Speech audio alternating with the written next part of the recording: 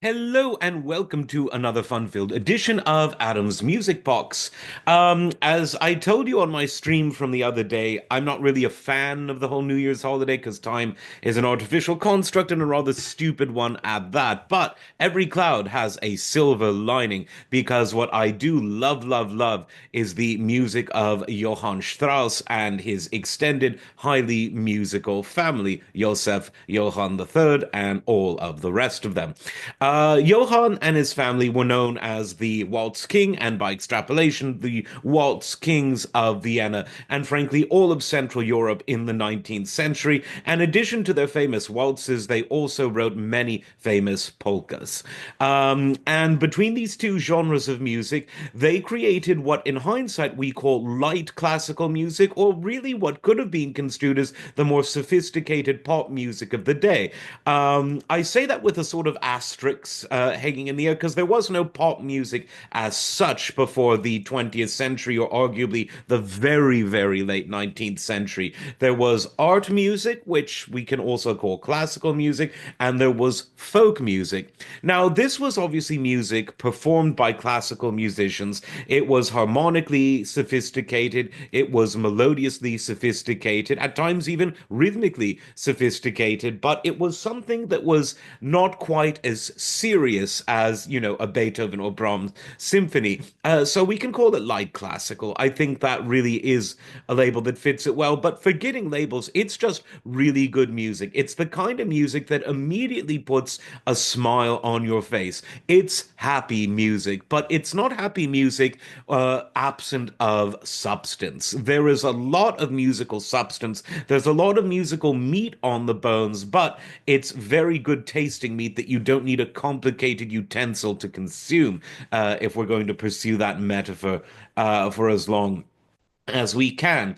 Now, the tradition of Strauss, the Johann Strauss family's music on happy occasions throughout not only Vienna, their home city, but in many parts of Central Europe, German speaking and otherwise, this goes back to the 19th century when the Strauss family were at their most popular. But even after Johann Strauss Jr.'s death, the music continued, the family continued, and then in the early 20th century, some interesting traditions began that evolved into what we now know as the New Year's concert. Initially, Johann Strauss III began conducting concerts of his family's music in the 20s and early 30s at the Musikverein in Vienna, where the Vienna Philharmonic performs. You can see it photographed behind me. But the official New Year's concert, as performed by the Vienna Philharmonic that we know and love today, it began in the world of classical music, we could say comparatively recently, in 1939, and it was the idea of the great conductor Clemens Krauss, a name who sometimes gets overshadowed by more boisterous figures, but he was a very good conductor who conducted a wide array of music. But he's potentially best known as the person who founded the tradition of the New Year's concerts at the Musikverein, where the Vienna Philharmonic would play the music of Johann Strauss and his family. So waltzes, polkas, fun music to hear. And this tradition, it didn't, it skipped a beat in 1940. There was a war going on, unfortunately, but in 1941 through 45, in spite of a war going on, Krauss always would conduct his concerts in Vienna at the New Year, and this also continued under Krauss after the war, coming back in 1948 and leading it until 1954. There was a brief period in 46 and 47 where Josef Krips conducted these New Year's concerts, but Krauss is the one that's most strongly associated with these concerts.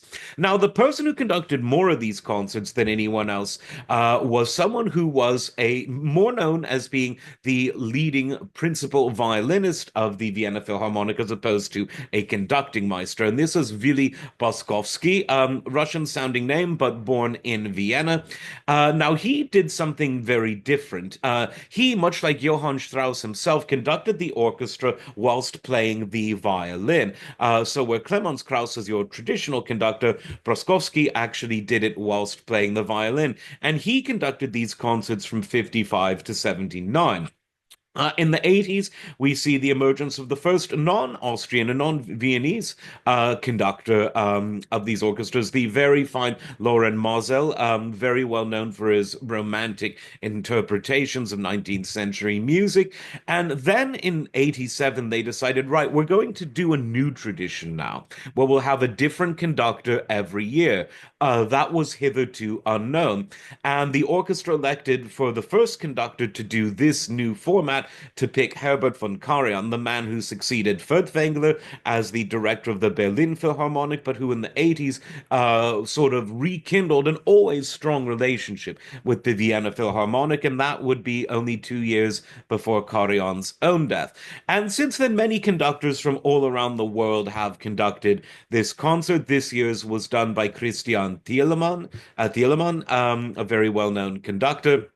And people from around the world love it. I mean, the other day I looked at a chart and it showed just all of the countries that broadcast it: Japan, South Korea, China, everywhere in Europe, everywhere in North America, much of South America. So it really is quite an international affair. And you can see why the Strauss music is really, really timeless. And for those asking, yeah, I've done videos on Richard, aka Richard, depending on pronunciation, Strauss, and this is Johann Strauss, unrelated. So when we talk about the Strauss family, that does not include Richard. He was same name, different family, different style of music. I happen to love them both. And to make matters even more confusing, one of my very favorite film directors, Stanley Kubrick, used music in 2001: A Space Odyssey from both Richard Strauss, also Sprach Zarathustra, the bomb, bomb, bomb, bomb, bomb. That's Zarathustra by Richard Strauss, but he also used the Blue Danube Waltz by Johann Strauss. Da da da da da. So that might confuse some people, but as Elon Musk tells us, we all need to be less stupid. And hey, why not? So, as always, enjoy the Strauss, whichever Strauss, frankly. And as always, like, subscribe, and we'll see you next time. Take care.